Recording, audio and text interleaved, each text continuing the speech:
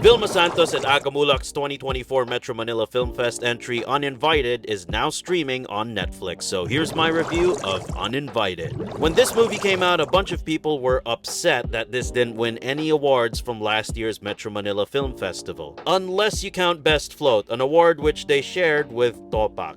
I unfortunately missed the chance to go see this in theaters last Christmas, but it's on Netflix now, and all I wanted to know was one thing. Was the frustration warranted? Was Uninvited truly snubbed last year? In this movie, Vilma Santos plays Lilia, a grief-stricken mother who poses as a socialite to sneak into billionaire Gilly Vega's birthday party. Gilly is played by Muhlach, and the reason Lilia sneaks into this party is because she wants Gilly dead. Because Gilly was responsible for the death of her daughter, among other things, and tonight she's out for revenge. Let's start with the positives first. This movie features two amazing lead performances from both Vilma Santos and Muhlach. Vilma Santos was amazing as Lilia. You can tell in her eyes that she's out for blood, but she's also not someone who's a killer by heart, so going undercover is not really her thing. There's an awkwardness in her character that shines through when she's conversing with people she so obviously hates. And I really like that about her performance. Her character is in a whole lot of pain, and Vilma does a really good job of expressing this pain, especially in the more emotionally heavy scenes. And when she finally starts killing people and getting her revenge, the movie kicks it up a notch and becomes a lot more exciting. If Vilma Santos does a really good job of getting you to root for her character, on the opposite side of that is Muhlach, who does a really good job of getting you to hate him in this movie. Aga was straight up disgusting in this movie because he plays an evil rich person who does the most vile and disgusting things. The way he starts fiending and sweating at the thought of doing the most revolting crimes known to man was truly sickening, and Aga plays this role with such versatility. One good example of his versatility was this oneer in the movie. For those who don't know, a oneer is one continuous shot that doesn't cut. In this scene, Aga is shaking hands and greeting his guests at his party. But once he's done shaking hands, the facade seamlessly drops and he's back to being a jerk again. I love how these two characters contrast each other. Vilma's character finds it hard to act fake like all the rich people in this party, while Aga's character sucks at pretending to be a good person. The cinematography was also great. The colors were rich and warm. It looks like an actual movie. Most of the time, local movies either look like student films or TV commercials, but this one looks good. Dare I say it, the cinematography of this movie is better than Green Bones. Obviously, no hate to Green Bones. I love that movie, but visually speaking, I think this movie is way better. If there's an award this movie actually deserved to win last year but was snubbed, I think it's for cinematography. Side note, I can't believe The Kingdom was nominated for cinematography as well when that movie had the visual flair of an Eat Bulaga Easter special. I also really like the social commentary of this movie. It does a good job of showing you what happens when power is given to the wrong people, and how turning a blind eye can not only keep these people in power, but actually allow them to keep doing evil things. Now that we've talked about the positives, let's talk about some of the things I think they could have improved upon. In my opinion, this movie has a little over-reliance on voice-over monologues. Because in this movie, you hear Lilia's thoughts via voiceover. And I do find that choice a bit odd because film is a visual medium, show don't tell. There are certain scenes in this movie where the dialogue and the acting is already telling us what we need to know. But then Vilma's monologue comes in telling us what she feels. But the thing is, we already know what she's feeling because we're seeing it through the scene at play. In my opinion, sometimes the voiceovers in this movie felt a little like spoon-feeding the audience. Another thing I would like to point out is the excessive cursing. In the first half of the movie, the cursing felt natural because some people just talk like that. But as the movie kept going, the use of foul language became so excessive that it was borderline unnecessary and it came off as unintentionally funny.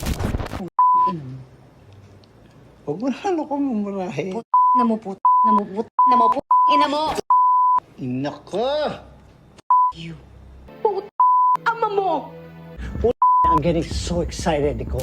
At times, the cursing just started to sound like it was written by a 12-year-old who watched Deadpool for the first time. Speaking of unintentionally funny, I know I praised Aga's performance earlier, but there are a couple moments in this movie where I felt his performance was dialed up all the way to 11 and was borderline over the top. Especially at the end, he kinda goes full-on supervillain. I'm not gonna spoil anything, but there's this one moment in the movie that reminded me of the Joker from the 1989 Batman movie. Specifically the scene where he's parading through the streets of Gotham and making it rain money while he dances and laughs. It's a lot closer to that level of villainy than you might think. Still enjoyed Aga's performance though. Overall, I'd say this movie was actually pretty good, and I get why people are upset that this didn't win any major awards last year. It's well acted, well written, and beautifully shot and colored. It's a little over the top with some scenes, but it still doesn't change the fact that this movie is definitely worth the watch.